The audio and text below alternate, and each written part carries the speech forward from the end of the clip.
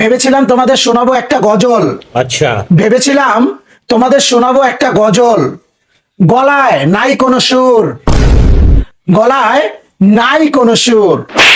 নিয়েছি আমি দুধ ভাত, সাথে নিয়েছি গুড়।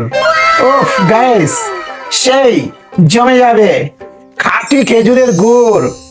শুধু কি তাই, তার সাথে নিয়েছি এই যে দেখো কলা। খাবারটা যা জমবে না, সুতরাং আর কথা বাড়াবো না। চলো বিসমিল্লাহ বলে শুরু করি, কি বলো?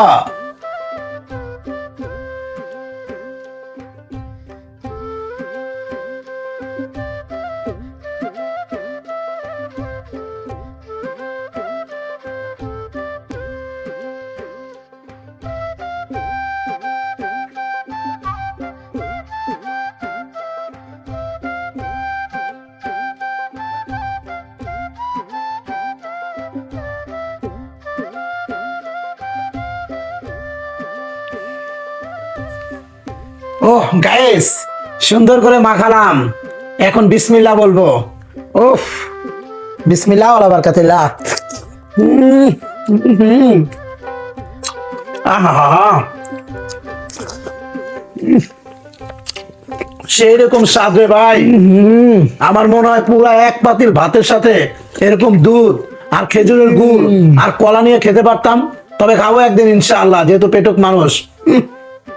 কথা বলার সময় নেই।